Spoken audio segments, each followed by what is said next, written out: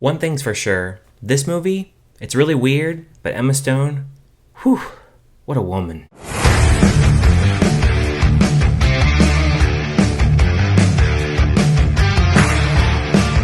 Hey everyone, my name is Ryan and today I'm finally reviewing the comedy science fiction romance film called Poor Things. This film was directed by Yorgos Lanthimos, and he's done two other films I've seen, one called The Lobster and one called The Killing of a Sacred Deer. The film stars Emma Stone, Mark Ruffalo, and Willem Dafoe. Poor Things is about a scientist known as Godwin, or simply referred to as God in this film, played by Willem Dafoe. He ends up resurrecting this woman who jumps off a cliff and kills herself, and she has new life when she wakes up. I cannot tell you guys how mad at the fact that this movie, it's just now coming in my area. It came out over a month and a half ago, and it's going to be at the Oscars, and I'm honestly kicking myself at the fact that I just now got this, because this movie was absolutely excellent. It really blends a lot of different genres. It has science fiction, because you're bringing back this woman in like a Frankenstein kind of style,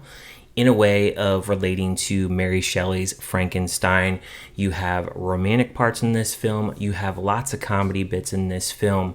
It starts off with the first 25 minutes in black and white, which was really cool. It definitely reminded you of like the old Universal monsters kind of films. And then about 30 minutes in, it switches over to color. You're introduced to Bella Baxter, played by Emma Stone. She walks kind of funny. She's really trying to discover herself as a woman. She acts like a child because she has a child's brain in her, and she's really developing. So that black and white period really shows her not really knowing a lot about the world, and when it switches over to color, she's starting to learn more about herself, more about what the world actually is like. And the colors in this film are absolutely gorgeous. I love the cinematography in here. I love the costumes. All the costumes in here were done really well. I thought the makeup and the hair design, all of it is really good. The music in this film, it is kind of creepy in a way. The director really asked a lot out of Emma Stone here. She is a very sexual character, and when she's actually discovering herself, she has a lot of sexual moments here. There's a lot of nudity, and even though there is a lot of nudity, I think it's really trying to hammer home her individual feminism of like how she is as a woman and just certain decisions that she's making for her body. There is a lot of different choices that she has to really make for herself, really stand up for herself. She meets this guy, Mark Ruffalo. He plays this dude that really wants to take her under his wing and really just use her and control her. And he believes with her brain not really being fully developed and not really knowing a lot about the world, that he can take advantage of her and completely control her every move.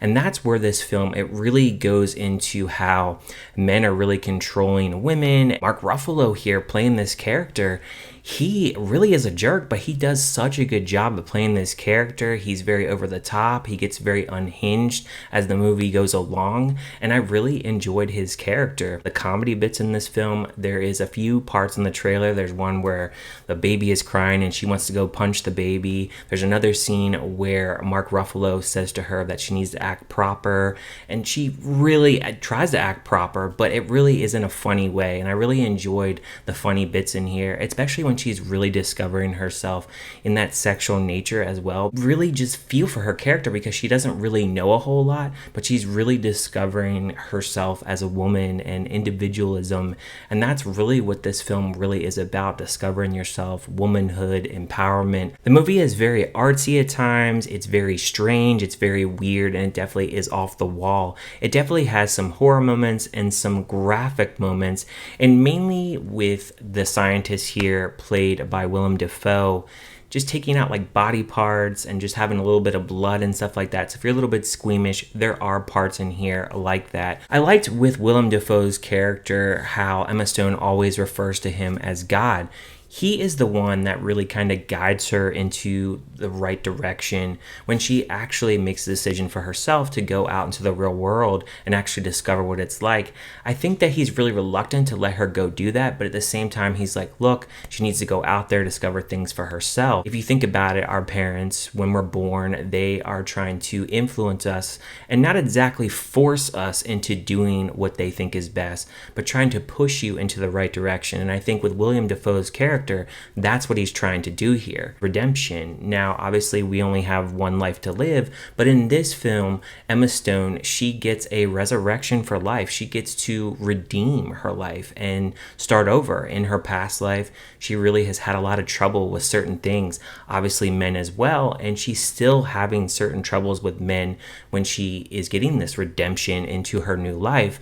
But at the same time, she's learning from those mistakes, and that's the biggest thing that I really did enjoy about Emma Stone's character here, because she makes decisions that at sometimes could be a little bit brash, a little bit sudden, but at the same time, she knows what she is trying to do and trying to just do for herself and really just kind of develop as a woman. The only really negative that I can really say about this film is there were small little pacing issues.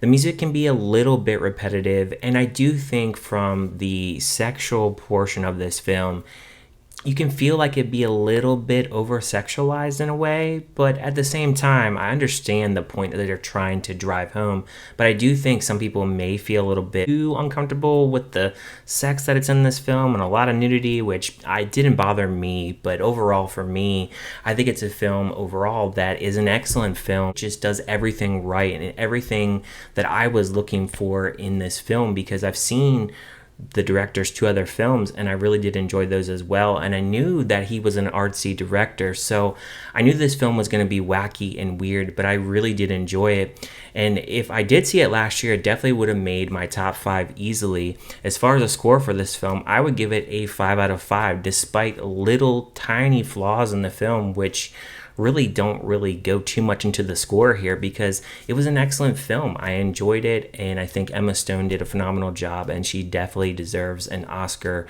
with her acting here, as she's really asked a lot, and her character really develops through and throughout the story, and it really does develop into a story that, even though it's really wacky, it makes a whole lot of sense, and there's a lot of messaging in the film that I really did get from it. What did you guys think about Poor Things? Let me know down in the comments. Did you like it? Did you hate it? Did you just think it was kind of meh? And if you haven't checked it out yet, is it something you're going to check out in streaming? Is it really still available in your theater, and maybe you'll go check it out at the theater? Let me know. All comments down in the comment section. Thank you guys for watching this review, and I will see you guys on my next review.